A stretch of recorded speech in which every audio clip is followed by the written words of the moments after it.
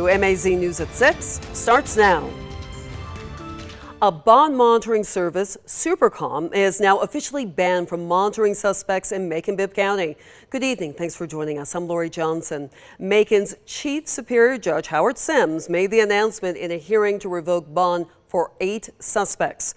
Bibb County Sheriff and District Attorney says the company failed to track the suspects' ankle monitors. Back in February, Sheriff David Davis placed SuperCom and the bond company that hired them anytime bail on a 90-day suspension. That means they could not be hired to track any new suspects' ankle monitors. But within 3 weeks, one murder suspect they were supposed to track was killed in a shootout. Another murder suspect still missing. Ashlyn Webb has been on the story since the beginning. She joins us in studio with more.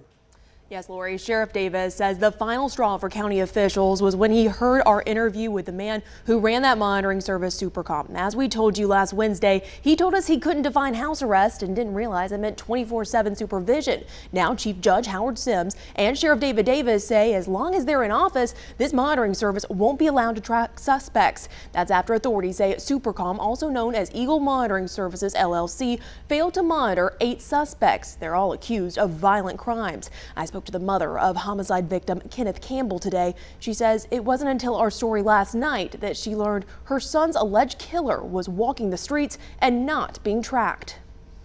My life was at jeopardy and I didn't even know it. For him to be outside, roaming the streets wherever he wanted to go.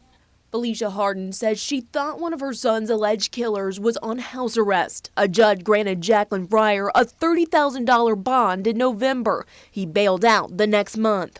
Harden says she was against granting bond in the first place. But for him to be able to go home and enjoy his life with his family, be able to hug his mom, hug his dad, that's the opportunity that I didn't even have. Chief Superior Judge Howard Sims revoked bond for Fryer and 7 other suspects on Monday. The sheriff says they all broke house arrest countless times. It starts the day after they were released on bond all the way through, and at none of those times was anybody from the DA's office or the sheriff's office notified. According to indictments obtained by 13 WMAZ, the 8 include 3 murder suspects, 3 aggravated assault suspects, 1 charged with aggravated sodomy, and another charged with aggravated battery.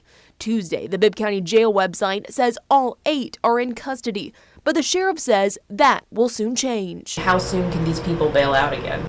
Whenever they can get all their all their bond affairs in order, probably within this week. I would imagine that they will probably be getting back out. I don't think they should be given the opportunity again to be able to do the same thing. Davis says if and when those suspects bail out again, they'll be tracked by the only other monitoring service in town, Allstate Bonding. Lori, back to you. Thank you, Ashlyn. For details on the 8 suspects whose bonds were revoked yesterday, look for this story on our website, 13WMAZ.com.